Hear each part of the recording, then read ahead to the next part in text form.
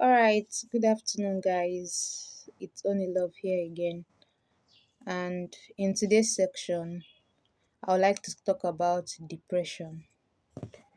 What is depression? Depression is a complex mental health issue characterized by persistent sadness, worthlessness, hopelessness, etc. That's any person who is depressed, um, he or she consistently feels sad, feels empty, feels like there's nothing to achieve again in this life, or feels like it's time for him to give up and die. You get? And we have various types of depression. I'll be talking on four different types of depression. The first depression I'll talk about is major depressive disorder. This is the severe form of this depressive disorder. It occurs for at least 2 weeks. Then we have the seasonal affective depression. This kind of depression occurs um it occurs at seasonal rate. It occurs in different times at different times of the year. It is not consistent, like it's not persistent. Then we have the persistent disorder. That's persistent depressive disorder. This one, it's a kind of depression that occurs virtually every time, and it lasts for so long. The lowest it can happen is 2 years. That's its period. It can last for at least 2 years, and it does not have at most, like you can't say it can end, like it keep occurring and occurring. Then we also have the bipolar depressive disorder. This bipolar depressive disorder, it occurs when it alternates with elevated mood. That it occurs when a person is in a good mood, like the person can just be smiling at this point and all of a sudden the person is depressed. Can you imagine that? So moving down to the symptoms of depression, we'll get to find out that it has emotional symptoms.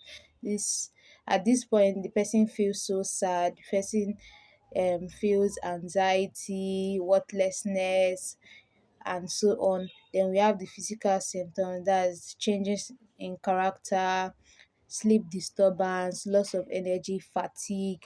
We also have the cognitive symptoms. This occurs when the person easily forget things, the person have difficulty in remembering things, the person have difficulty making decisions. We also have behavioral symptoms. Behavioral symptoms, it occurs when the person stops socializing, they stop social activities, decrease in performance in work, in office and so on, and the person reduces the way he or she mingles with people. The person stop following up things that make him or her happy. Then causes of depression, it ranges from genetic, psychological, environmental, and so on. But I'll be talking on three causes, which are family history. Sometimes in a family, if there is someone or there are people who have um face depression in their life, it has the tendency of transmitting to other family members, thereby making other family members being at risk. Life event also is another cause of depression, such as like now someone who lost record loss in his or her business, it can eventually make the person to go depressed. Someone who has passed through abuse, such as sexual abuse, someone who has been molested, someone who has been raped, and so on and so forth, the person has high tendency to be depressed. Then someone who recorded death, like now maybe someone so dear to him or her died, the person has a high tendency to be depressed. We also have medical challenges such as chronic illnesses that he or she feels like there's no cure, just like a patient who is a cancer patient. You know, cancer, most times it's the chance of surviving cancer is very, very low. So the person might go into depression by thinking of, oh, so like this way I'll die, something like that. Understand? So we have treatments to this depression of a thing. The treatment ranges from medications. Most times, those that are depressed are given antidepressant, which helps the chemical in the brain that affects the mood.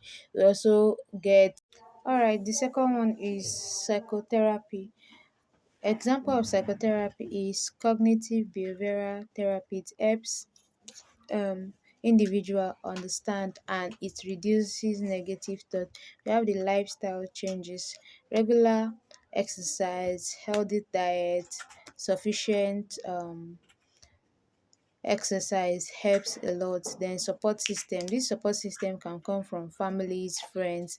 This help to reduce the rate at which people go into depression. Then God, I must say that God helps to cure or take away depression.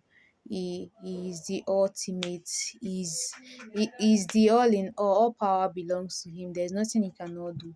So surrendering to God helps a lot. So at this point, I'll close the curtain here. Thank you so much for engaging, guys. I really appreciate. God bless you all. See you next time. Bye.